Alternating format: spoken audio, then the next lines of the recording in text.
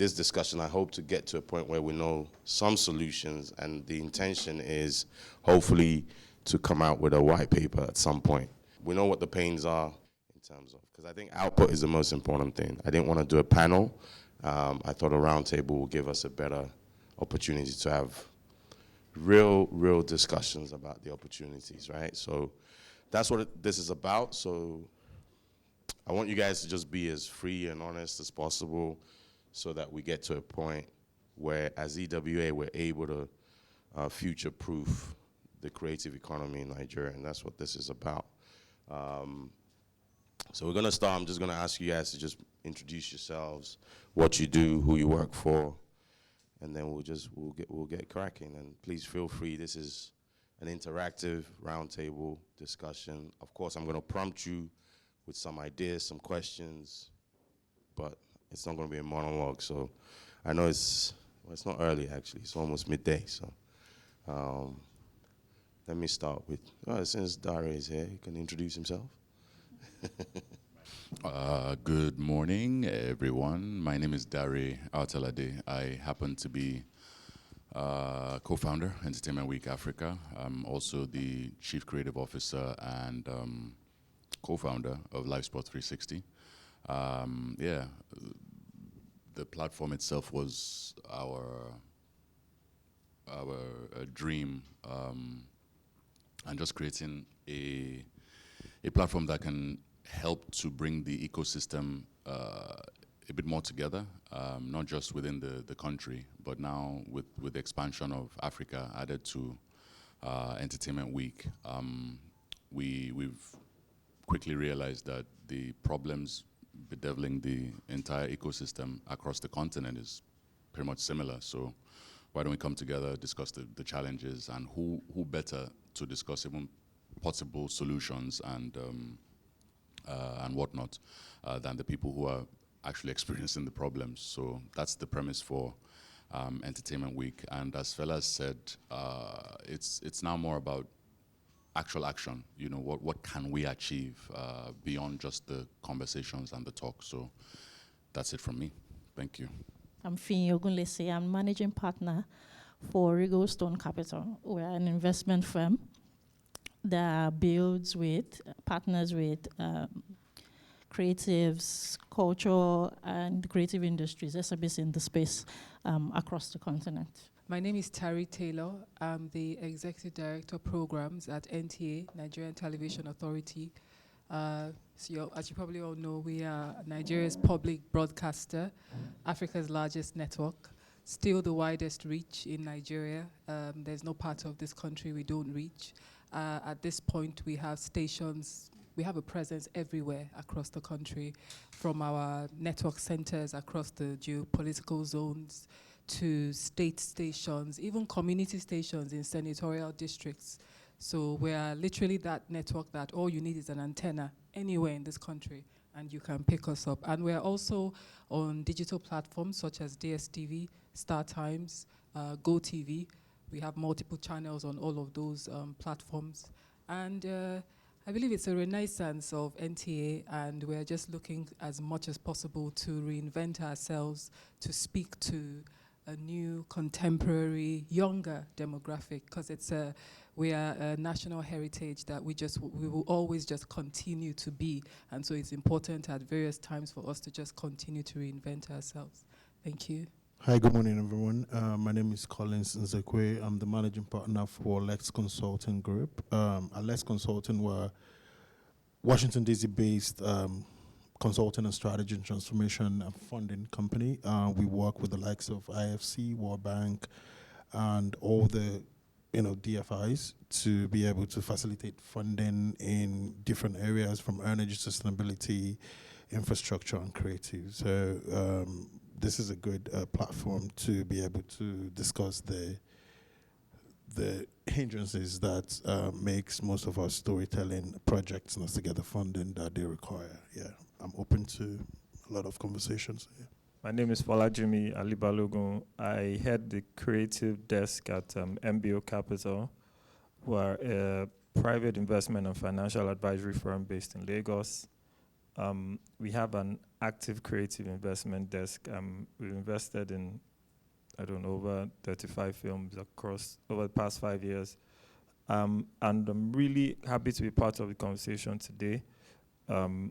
For us, we need to solve the bankability issue so that we can keep investing in projects. And I'm happy with the caliber of people in the room, and I'm hoping that with the discussions we have today, we'll be able to make some sort of headway. Thank you. My name is Damilola Olarinwaju.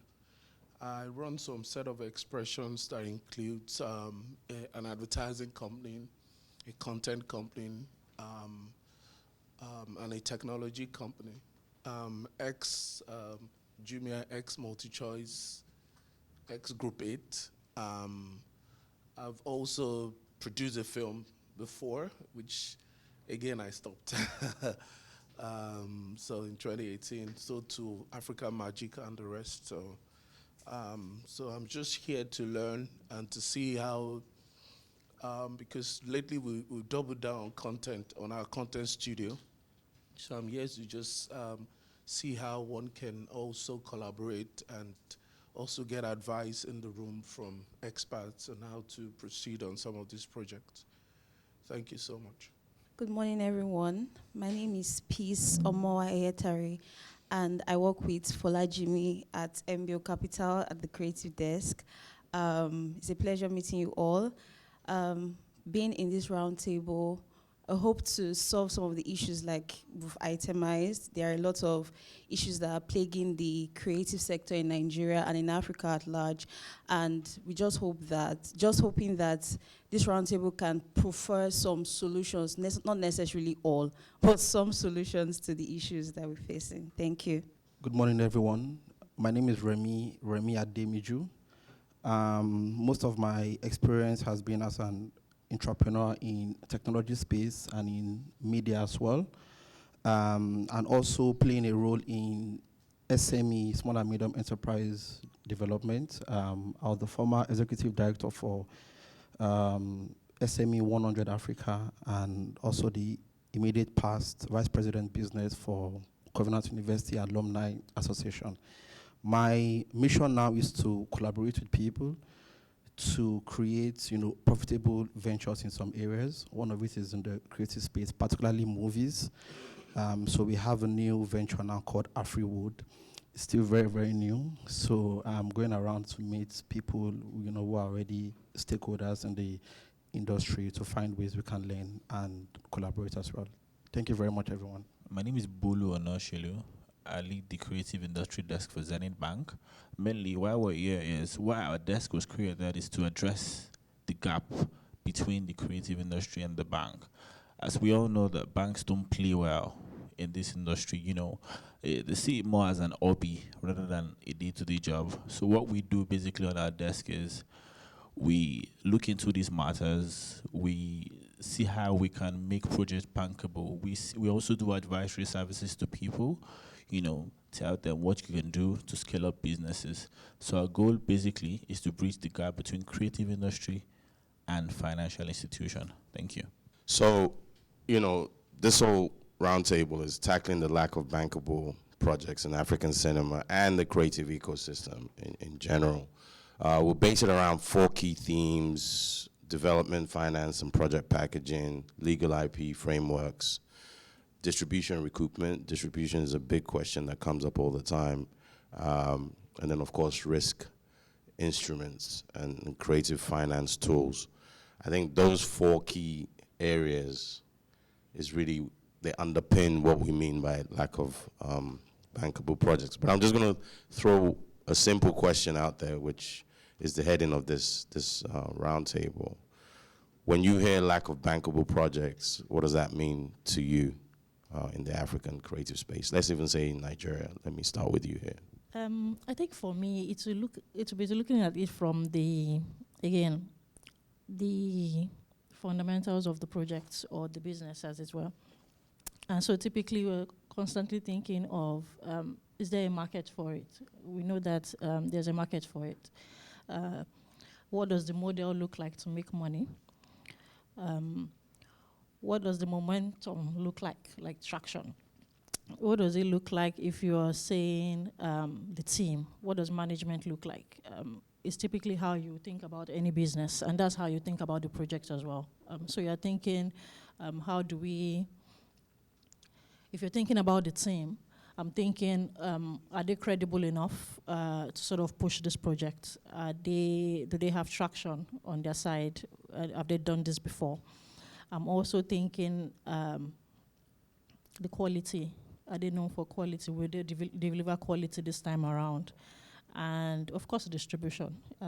How do we recoup the money back? How do you distribute? And again, the ability to do that sometimes is with the team, right? So, yeah, that's how I'll be looking at it initially. And then all other things will come up, whether the back office structure, how they do things, how efficient they are, will then come up down the line.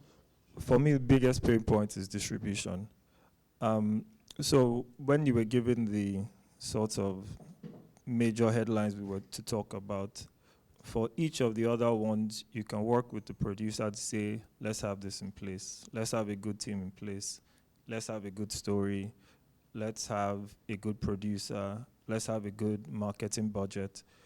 But that distribution one is the one that is out of everybody's hands. Even if you do have Film On as a distributor, I was just doing some quick math in my head before I came, and I think just based on my own, based on what I'm following, there have been only about 5 or maybe 6 films that have crossed the 100 million naira mark this year in box office. And I know obviously there's supplementary means of distribution, so you can look for a streaming deal. Netflix might not give you as much as they used to give you, but theoretically you can break it up into saying you do a non-exclusive deal with Netflix, there's Carver, there's Circuit, there are about 3 other streaming platforms coming up. And again, theoretically, you could go to some other streaming platforms in all these different countries and sell a piece to them and then put everything together to make your money back. Well, that's only been theoretical at this point. I don't know anyone who has done that successfully.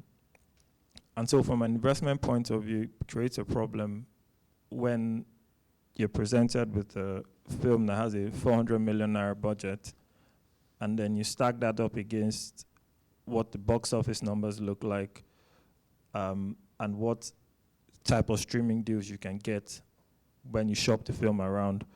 And for me, that's still the biggest thing we need to solve, because everyone always thinks theirs will be different. And then for whatever reason, when numbers start coming back in, then there's always a reason why, oh, it didn't work because of A, B, and C. So it's really what our priority is, because if we don't start seeing many bankable projects, it would affect our appetite. But at the moment, we're still bullish on the industry, but it's something I think we need to pay close attention to going forward. For me, one thing comes to mind when I hear bankable project. What's your break-even analysis? What's my exit strategy as a bank? I'm giving you money to shoot this movie. I understand that you have a compelling story, but who is producing for you? Who are the cast? Who's the crew? Because these things make the IP. Now, if we're going to move to a point where in Nigeria we use intellectual properties as collateral, they have to come to a value. Now, we all know that what increases valuation of the intellectual property is more than the script. You have who's the DOP on set, because we're watching his vision, right? Who's cast? Who's bringing the energy on board? And then also, I think also, what's your equity contribution on this? Not just sweat equity. How much money do you bring to the table, right? So I know that you have a skin in the game. So for us as a bank, right, it's more than just you have a compelling story, right? What do you bring to the table? So these things, right, they have to be good on paper, first in first. Because if they're good on paper, you can sell to somebody that is not interested in a movie. The person can give you money. I don't need to watch your movie. You need to have something compelling for me to give you money. So these instances make up a bankable project. Now, I'm going to give you say this last thing. if this movie doesn't make money, how do both of us get out of this clean without a scratch? It's very important because these monies have been made from some people, right? They're your money.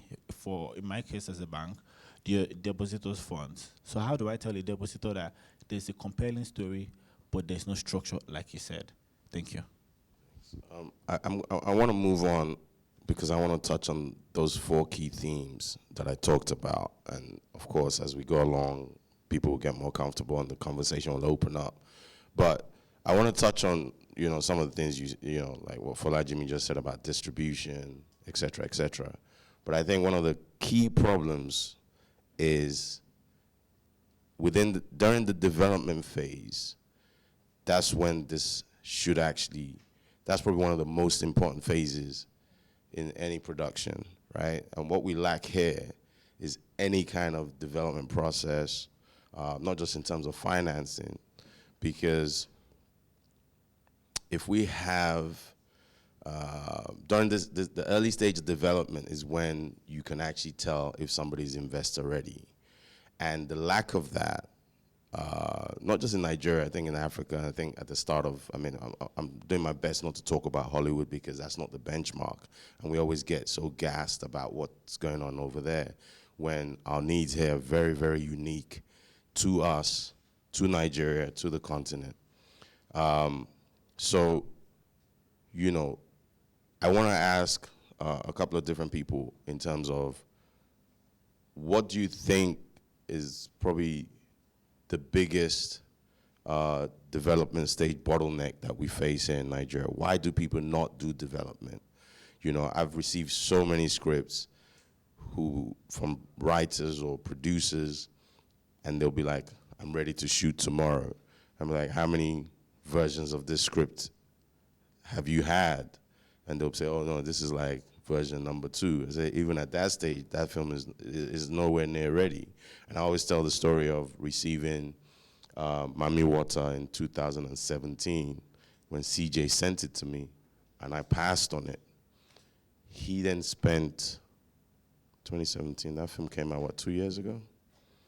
Right, 2023 or something like that. So he spent another 6 years in development. Do you know what I mean?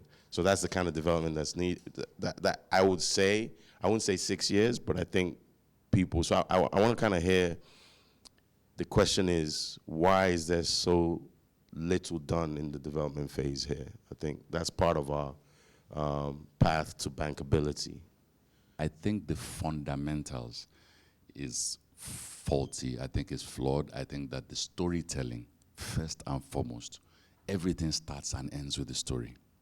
Before we add on the layers of where, how the money's going to come and all of that, our storytelling has issues. And for us, again, with Entertainment Week, that's the foundation that we need to all collectively strengthen. You may not think that it concerns you now, but if you're really thinking and you're caring about the money, that's where it starts from. Then we add all the layers, the DOPs, the talent, et cetera, now to the point of how can we, it's about risk. The money guys, it's about risk. For us too, we've put money where our mouths. We've invested hundreds of millions of God knows how much over the years to build Entertainment Week, for example, in its 4th year, with little or no support or little or no help, because we are invested in it, come what may. But you can't say the same thing for a financial institution. You're right, it's not your money, depositors' money. So I think to kind of, we've got to create some sort of structure and have a pioneer mindset, knowing that, okay, if we, I don't know how long it'll take, and all that, if we get it right, when we get it right, and we build the pipeline, we build everything that, and we can all say, okay, this project, for example, this one particular project, hypothetically, and we strengthen that pipeline from the scratch, working on storytelling, whether it's from, really intricate workshops, making sure, putting a program together where people can actually develop that writing skill. And then we look at upscaling the entire pipeline, right? So that the look of success is such that we've all invested somewhat, all the, I'm assuming, okay, let's just assume everybody in this room, is on one particular project, and we're able to look from beginning to, down the line, whether it's going to take 5 years or whatever. I'm just thinking in that kind of direction, because maybe we can create a new status quo, right? Yes, we see all the problems you've faced with different projects that you finance, for example, and all that. Take the learnings from that and actually go back to basics and say, okay, how do we fix from ground up? And then maybe in a few years, we get to a point where, okay, it looks like this model, can work. Then, the banks, because there's different types of monies. You've talked about the DFIs, and you also have but you guys are never going to put money on the ground. You talk about it, but you're not going to do it because you can't see the ROI. Do you understand? So I'm not talking 20 million, 50 million, 100, because your risk level too, there's a point where you can't go beyond, a certain amount of money. So, and we know that some of these projects require a lot. They're very capital intensive. And you're right, creatives, when it comes to the business and the structure side of things, they don't.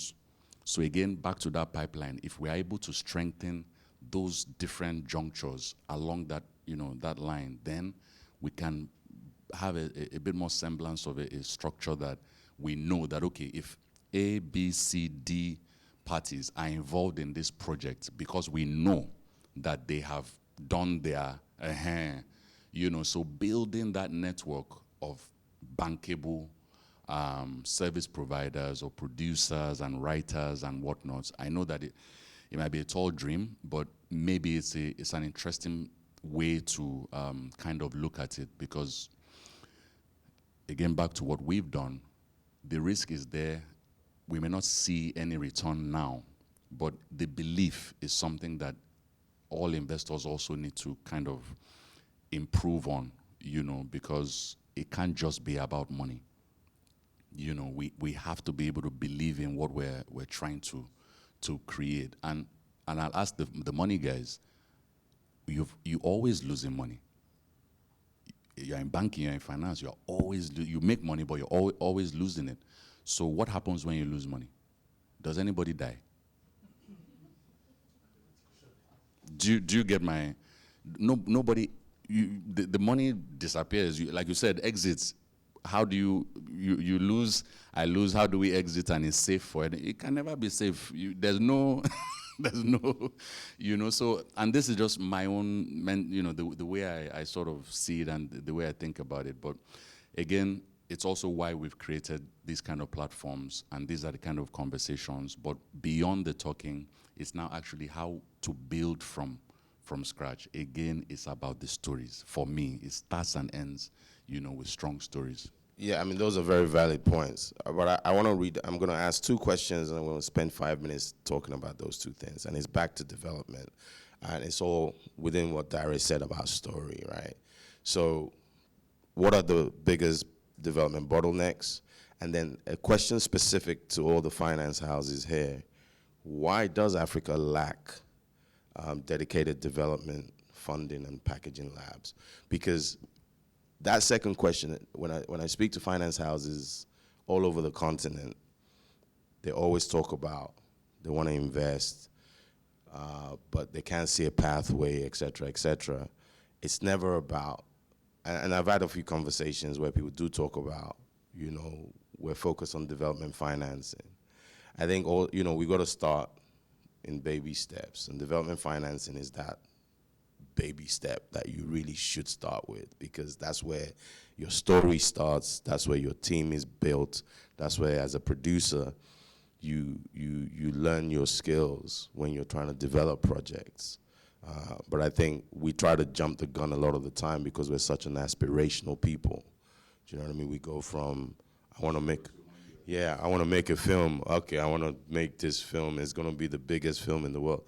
Okay, my guy, why don't you just start with, you know what I mean? So those 2 questions, what are the biggest development bottlenecks, and why does Africa lack dedicated development financing and packaging labs? Because you see it, Torino has a lab, Sundance has a lab. I never hear of, Afrif lab or, Do you know what I mean? Because that's where we should really start. So. Well, it's because we're very focused on turnover. We just want to churn out and churn out and churn out. We look at content as a fast-moving consumer good. You just want to churn and churn, not really thinking about the fact that what makes a good product. And you took the words right out of my mouth. Listen, story is the heartbeat of a bankable project. You cannot, over the years, when you look at Nollywood as a whole, production value has significantly skyrocketed. You can't even fault us on that.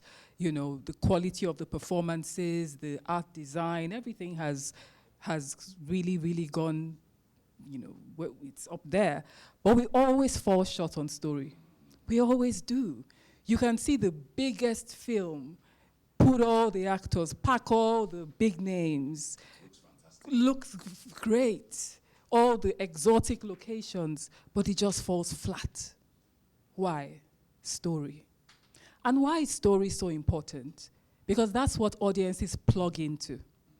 You spoke about markets. What makes a market in a creative space is eyeballs. Is people buying into that product, people wanting to sit again and watch it, wanting to talk about it. And why does that happen? Because they have to find something within that story world that they can resonate with. Yeah, relatability. How many times do you start a Netflix film or something and you say, and you give it 5 minutes? If in 5 minutes something has not gotten you, listen, it's done. You move on. So it's story. We can never run away from the importance of story, And the thing is, if now speaking from NTA's point of view, we started navigating this space like when all of this was still trying to find expression. And we have some of the biggest formats that people have bought into over the years. You have the Cockerel at Dawn, you have Behind the Clouds, you have Mirror in the Sun, Bassi and Company, Checkmate. These are titles that shaped generations growing up. It captured our imagination. We still remember those characters. We still remember those story threads because somehow we were able to resonate with them and drive them. And even from the finance point of view, when I talk back to people who have been, were driving all that initially at NTA, when they were making Cockerel at Dawn, they were shooting on film, like proper film. They would shoot on film. You cannot see what you shot. You have to rely on whatever your cameraman tells you. You cannot take more than one take. So basically what you get is what you get. Then they would take those rushes, go to London for post-production. Imagine how expensive and risky it was at the time. So when they started it, great idea. It was feeding into the lethargy at the time where a lot of people had moved to urban centers and they would hustle, and they just couldn't show what they were getting out of it. So the government was trying to advocate that, listen, go back to the rural areas, go back to the farms. So the story was set around, people who had been in maybe a Lagos or an urban center, frustrated with the lack of progress and decided, we're going to go back to the farm and we're going to start over. It resonated with, a lot of people at the time, so they plugged into it and they told a great story. So when they had shot 1 or 2 pilots, done the proof of concept, then they took it to UBA, an upcoming young bank at the time, who plugged in, who bought into what the idea was, and UBA became a household name, riding on Cockerel at Dawn's, strength and visibility and popularity. Wise men bank with UBA, wise women too with UBA. That became a household, song and a household brand because it was going into people's hearts.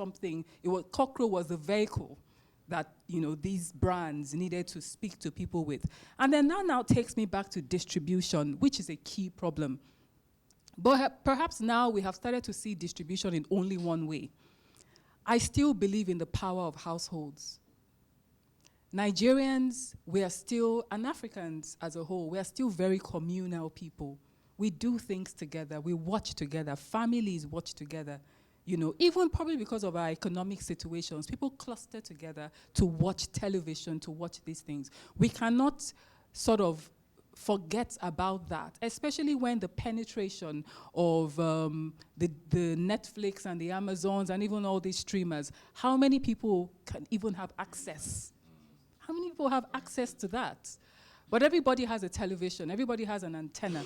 Everybody can watch something that you put before them in their households. They can watch again next week and watch again next week, and that is a vehicle. So if we set up proper funding models around leveraging on those household audiences, I believe that that is another distribution platform that we are really yet to tap into in terms of putting the right products out there, putting the right stories out there, doing big formats that people can plug into over time. Because I don't even believe in just doing these one-offs. I feel that as Africans, when you look at what has worked over time, it's things that people can engage with over a long period of time. Tinsel did more than 1,000 episodes, and people were plugged in till the end. Mnet made the money they made out of it. So I think that we need to, let us not be one-dimensional in the way that we look at distribution. When we get story right, when we get all of the elements of telling a great story right, then the other aspects of distribution, we cannot leave them out. And then let me yield now, but one other thing I would like to touch on at some point is collaboration. We cannot conquer the world as a one-man army. We have to do things together. We absolutely have to. Honestly, nobody knows how to fill it. Nobody knows how to fill it. People are trying to create their own streaming platforms. Is that what really we need in Nigeria? As Tari just said, how many people can really afford to be on these platforms? So there's that question. But on the distribution topic, what recoupment models work for Nigeria and work for Africa? I think that's the question. What is the, even from our side, we're looking at self-distribution, we're looking at specific, Nigeria needs a very distinct distribution model, very unique. But honestly, the idea was to bring all you guys in this room and let's see if we can find, because that's a big question. And every meeting I go to, it comes up, distribution, we need a new distribution model. Okay, what is it? And it's always, Film One, Blue Pictures. That's not what it serves. MTN are now trying to do their own TV. Airtel tried it. Does it work? Are these kids really gonna watch anything on their phones when they can just go on YouTube? So there's so many questions. Even the success of YouTube gives us an idea of what's potentially possible, distribution-wise. But how do we scale that? So let me ask Bolu from Zenith. Just in terms of Zenith Bank, what you guys are trying to do, where does distribution come in? How do you build confidence to get a real proper distribution? Because without distribution, you can't really do much or sell much in terms of the creative space. Okay, first of all, I'm going to address this as a movie lover, and I'm going to address this as a banker, because it's two different models, right? For how distribution can be better, I think, in my own opinion, that, like she said, we still cluster to watch movies. You still go to your guy's place to watch movie, right? Just to have fun, because of it's a stressful week. How about to go to community cinemas, right? We start from there, because we make cinemas and think that the guy next door would go there. Now, we forget that the guy next door cannot afford the same thing that the guy this door can afford. Now, we've seen cinemas tickets skyrocket to about 15K, I guess, or 20K sometimes. And you're wondering, have these guys eaten first? Before they want to watch your movie. Because if you look at it now, one of the successes that YouTube movies are getting is because they can watch it at their convenience. And it's affordable for them, so to speak. We've seen telcos to a YouTube subscription, right, to it. And then for us as a bank, obviously, we would really fall into any finance house, actually. We'll key into any known successful distribution, because nobody wants to use funds to test money, right? And that's me as Bolu. Now, but for looking at it from a banking point of view, right, so many things need to be put in place. Now, we know that I'll still burn out the cinema. First of all, I think the box office reporting is weak, right? So that's a very key problem. If box office reporting is weak, we don't even know what the problem is at first. We see all the numbers everywhere, right? But there's nowhere he, as MBO, can go to verify the source, right? There's nowhere he can go to verify the source, right? All we can think of is they did, and then you hear, it's not up to, right? But when we start by fixing it from how well can we get the reporting, first thing first, how well can we track it? If you can track it, we know how to address it. Now, we can track YouTube numbers because the numbers are everywhere. If you plug into your phone, fella, you can see how many numbers he made on his YouTube video, right? But the other streaming platforms, maybe you get a report, of course, and then you can go to, for a DSP, for example, I don't want to mention names. For a DSP, you can plug into their website to see it, right? But for the primary source, which we have for now, which is still the cinema, there is no single place. If you go, I try to follow somebody on X, the reporting platform on X to get actual numbers, you don't really get it. So I think that we can still go with cinema as Nigerians because of our culture. Because our guys, no matter what it is, we still see people going to cinemas every year and then they still shatter numbers, right? So if we start from the known to the unknown, right? So if we start from the part where the reportings become accurate, then you know, okay, since the reporting are accurate, we need to intensify more. We need to, maybe banks then, or finance houses can go say, okay, we're providing fund now for cinema houses, specifically for cinema houses to build cinemas. Now, that chain of distribution has been broadened, right? The burden of everybody trying to build cinemas reduces. And then you can then go to CBN and say, we need funds for distribution. Now, we're building our business. Now, that's one. And then I wanted to touch on something that you mentioned. Why does Africa lack developmental funds? If we're being very honest, I think we all know why. Sometimes we just play the fact of everybody gets funded and do whatever they like it is, if we're being very honest. And also, right, we think it's free money. There is no free money anywhere. Anybody investing into something wants to get something out of it. It's either monetary or not monetary, right? Some people want to deliberately build. Some people want to deliberately get profit. Some people want to do equity with you. So that's it. Thank you. That makes sense. I'm going to touch on something, and then I'll come to Fiyin and Folajimi. So earlier on, Collins talked about, and we all know, right, investors back projects when there's a revenue pathway. We know that. Anything you're backing. If there's a revenue pathway, it's easy to do. With IP, it's like a touch in the sky, right? But it's still the same. When you talked about structure, it's still exactly the same thing. So I want to come to you, Fiyin. Like, what are the recruitment models that you think work best for Nigeria? And I'll ask Folajimi the same question. Okay, I think I'll just go back to, again, just the basics of how, again, investors look at the deals. So typically, again, I think there was a gap initially where you're looking at it with the same timelines as maybe a tech company or a consumer good company. And so then you find that film is non-linear, right? There's pre-production that can maybe be 8 months, and then there's post-production that may be 3 months, and then post-production and all of those things. And then we discover that, the pre-production, the development you're talking about is key to the success of the movie. So who sort of funds that part? Today you find grants there. You find grants, but even that is not free money because, again, it's donors, just of their own goodwill. And when will Africa come out of that, right? So there needs to be a way to sort of structure it. Are you able to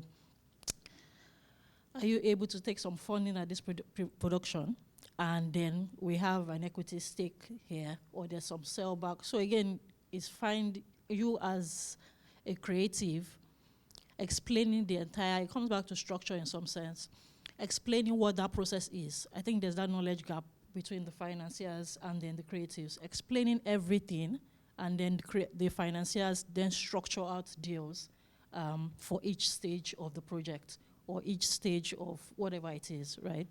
I think another thing to just think about is also how infrastructure just, again, is a challenge in this space. And so that can increase cost or maybe, again, be a benefit to whoever is playing in the space. And so if there's no scalable infrastructure, if there's no, so I know there are a number of film villages coming up, which is helping, right? But there needs to be scalable infrastructure such that your back office as a creative can then project and say, this is the budget, this is what we think, this is how we'll do it, right? And then it matches in reality, right? Or some, at least close to reality. I think that's also key.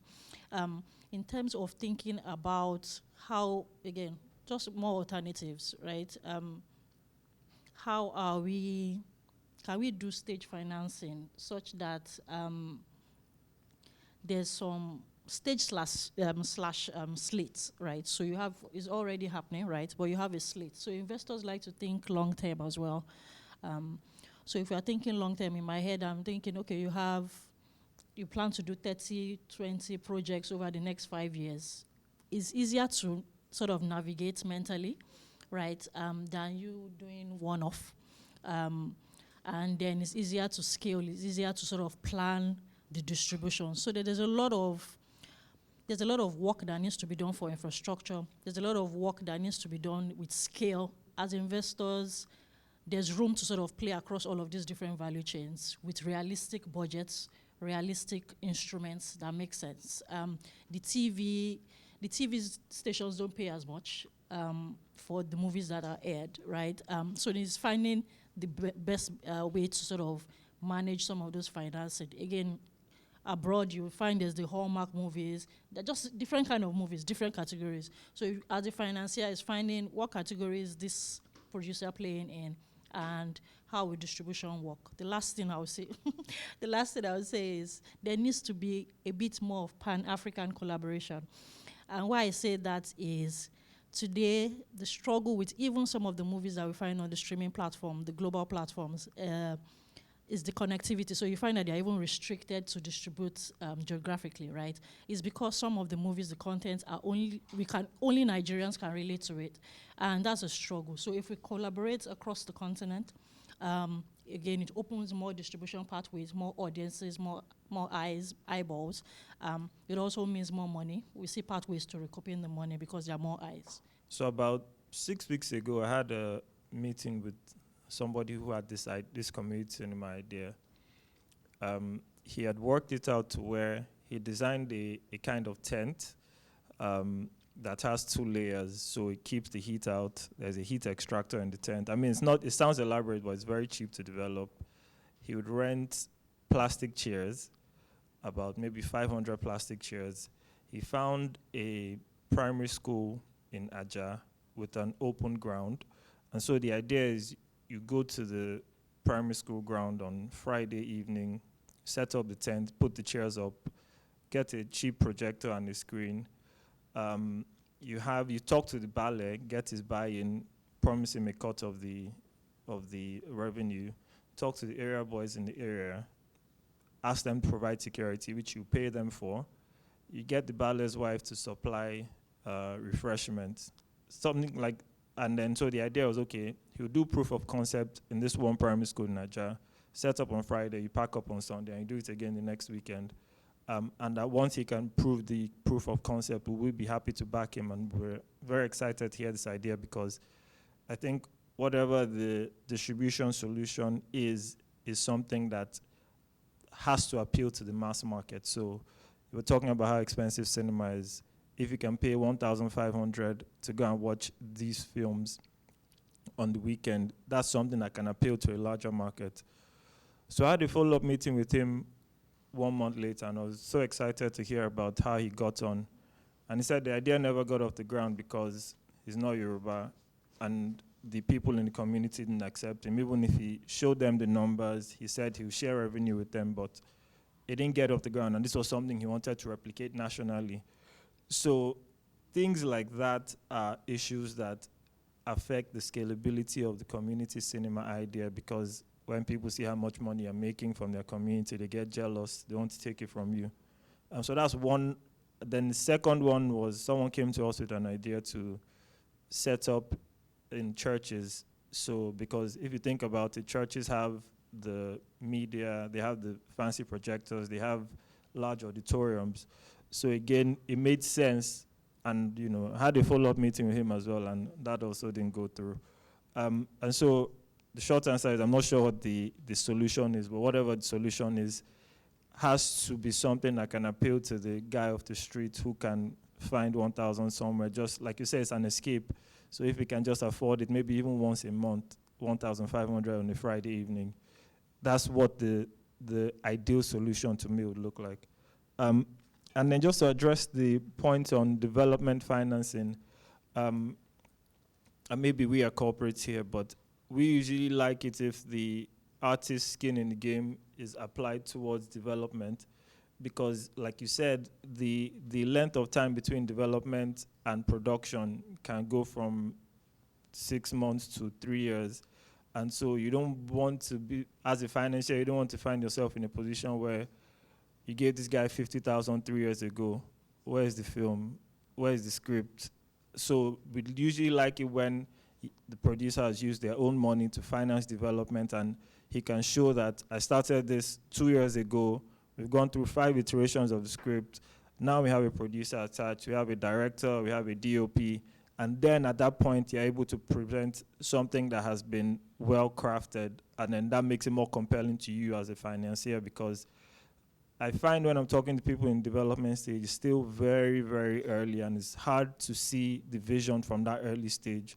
So we like it when you have done all that work and you're just ready to start when you approach us.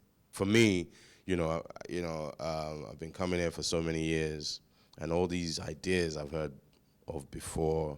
I've had friends who've tried the community thing, but I think one of the things I'm going to say is there is no solution that we haven't tried in Nigeria, if you really go and think back. In the same way that people are now saying, maybe we should go back to military rule. Do you understand what I'm saying? So, there's some people talking about, if you think how, there's a book I think everybody should go and read. It's called Nollywood. And it talks to you about how Nollywood started, how Alaba guys started. Their distribution model was probably on point at the time. And people are now talking about, maybe we should go back to that. You know what I mean? Maybe our films will get seen even more. But I want to ask one question on risk, because I think it's all part of, the mix, and risk is something we haven't really, because when you're trying to finance, you got to look at the risk instruments and creative finance tools. So I think the question is more about what are the risk mitigation tools available that are missing in Nigeria, because that's key. And when I talk to producers, they bypass everything we've talked about here today, especially as Darius' story they bypass. There's like, how can I get my film to X? When Netflix was here, it was, how can I get my film to Netflix? Okay. What about how can you get your film to be at a point where Netflix needs or wants it? Do you know what I mean?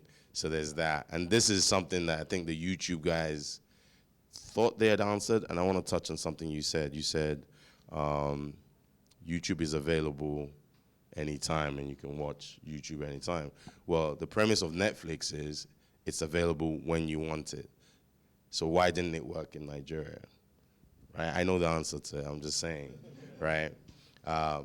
So the question of risk, what are the risk mitigation tools that people are missing when they come to you as financiers and you sit in front of them I want people to just give me just 2 things that you think are missing when people sit in front of you.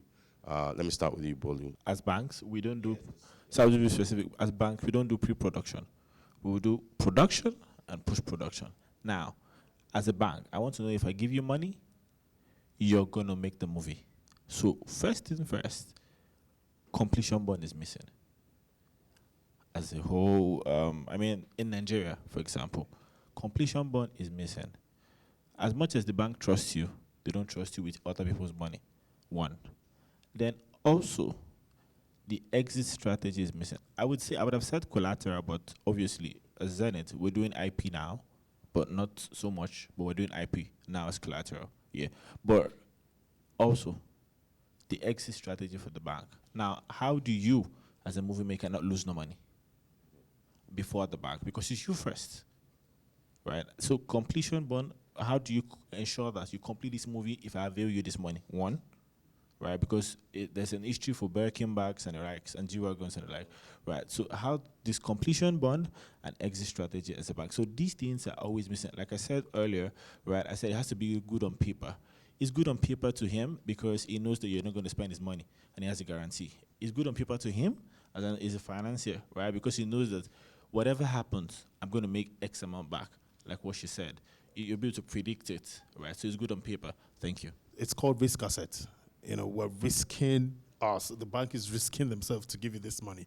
But for me to give you that money, I need to be sure that all the condiments, everything is put in place, right? So, like I keep saying, I'm not trying to dispute what the storyteller said. Like, we have the compelling stories, but if you don't have a proper structure, documentation, I can ask you for, okay, you've been making film for the past 10 years, and I say, okay, can I have your financials for the last 3 years? You don't have it. Where am I going to start from? Right? So I need to be able to hold something. Okay, look at the financials. You did a box office of 600 million. And I can give you money. You announce that. There's no place to prove it, right? So that's why even when we're trying to get your financials, a lot of businesses in Nigeria, not just creative people, if you ask them for their financials, it's a hard thing for them to get. I'm like, you have a financial, but you just don't know it's a financial that you have. You have a bank statement. The film that you are showing on cinemas, they pay the money to the bank, right? Use that and prepare financials. Then with that, we'll be able to give you money. With that, I can be able to speak to a DFI and say, okay, for the last movie, look at his turnover, 1 billion, right? And he's asking us for 500 million. Why can't we go further, right? So you need to be able to give me proper documentation for me to be able to make a case for you. If I don't have that documentation, it will be very hard for me to, so those are my risk mitigating factors that I need for funding. I would lean towards what he said. It's just credible structure helps mitigate the risk. You don't want to feel like that key man risk has to be mitigated by a credible structure behind the key man, such that if he's not there, you know that things will still progress and your money will still come out. In terms of development and moving towards execution risk is one of the things that I see some producers struggle with in terms of budgeting and budget control. So you find that they come to you and you ask, do you have a budget? Oh, yes, sure. And they are using sort of like a template they drafted maybe 2 years ago or the last project they worked on. And then there's no contingency in place for the ever inflationary condition that we find ourselves in Nigeria. I'm thinking if there's something we can learn from the tech space and from the music space as well. So for technology, I've seen that the risk appetite is a bit higher.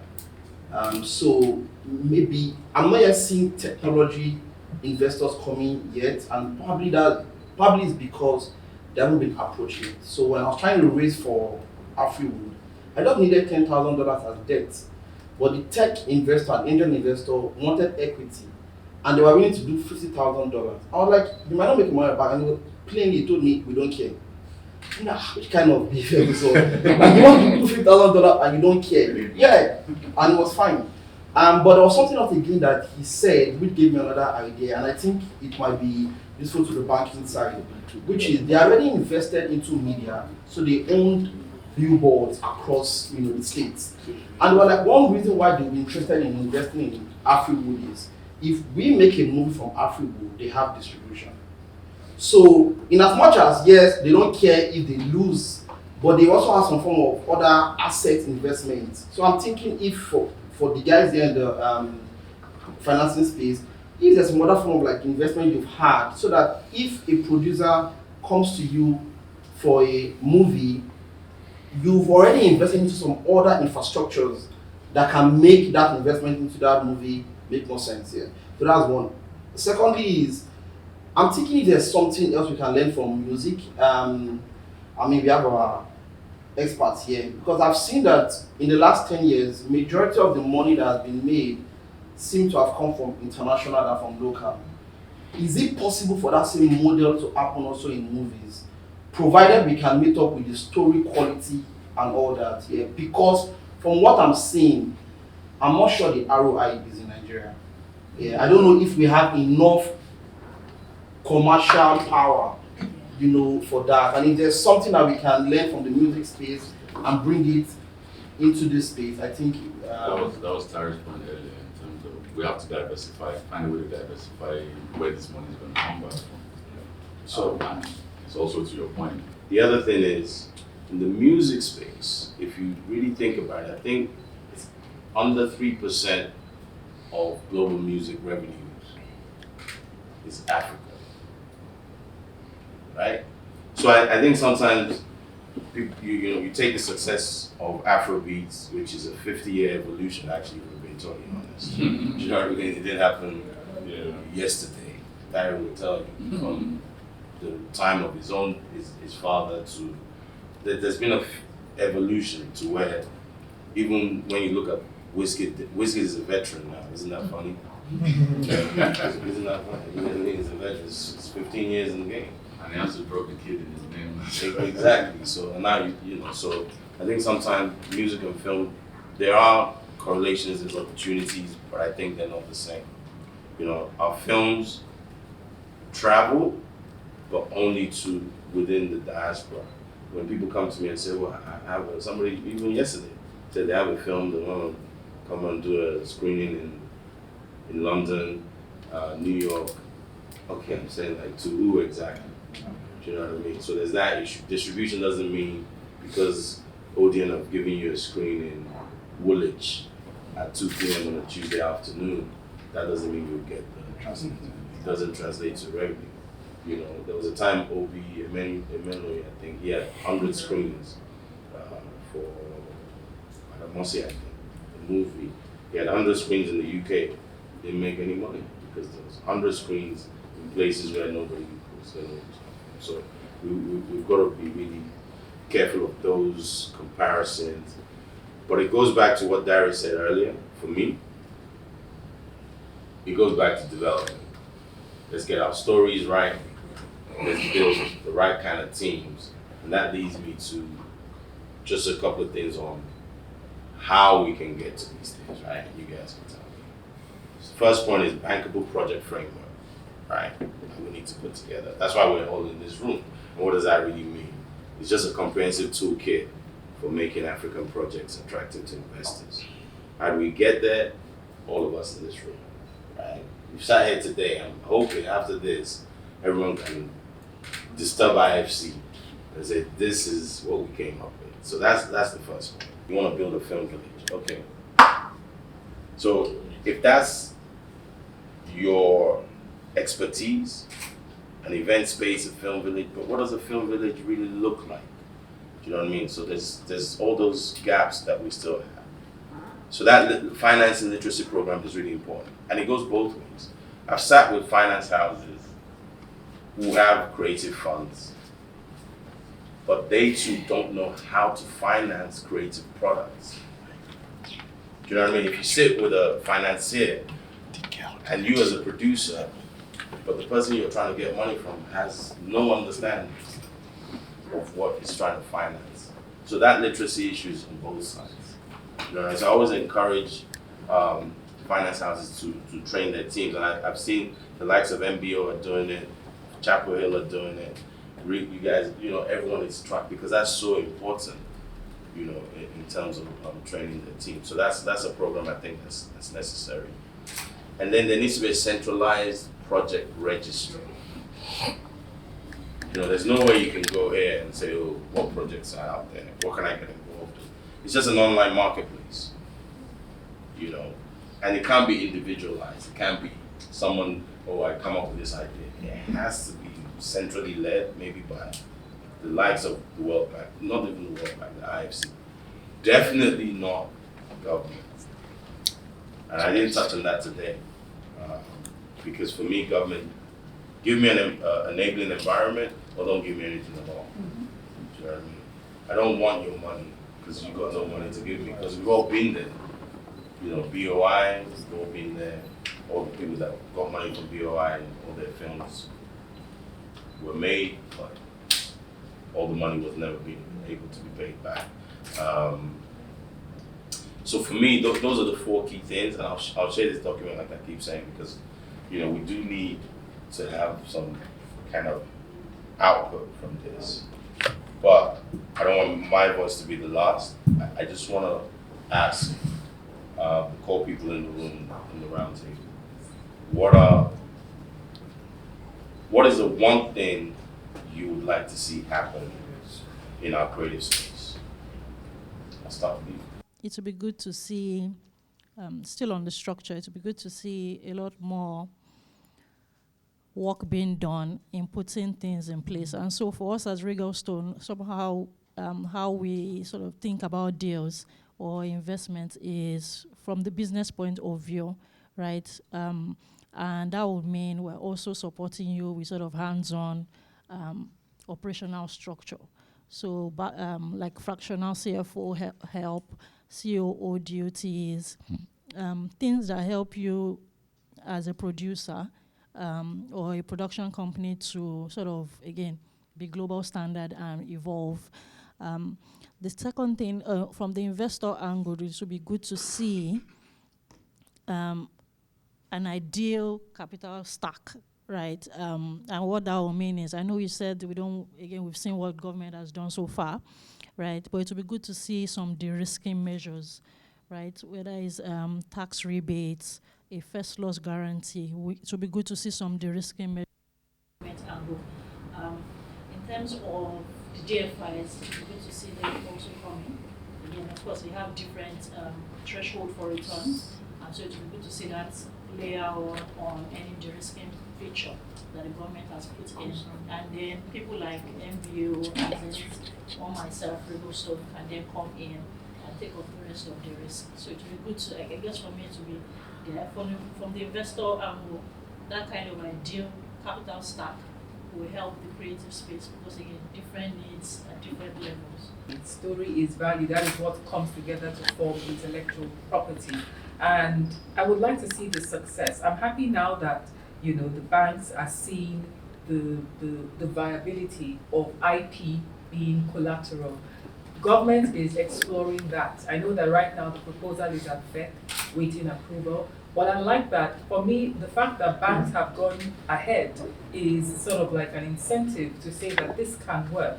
So if the banks can see from their risk analysis point of view that IP can actually be collateral, that is great for the industry. And that would cause filmmakers, producers, to go back to the drawing boards and craft their stories in such a way that they know that this story can be intellectual property that is bankable. So that would, force everyone to dig in and come up with, more refined story premises and intellectual property.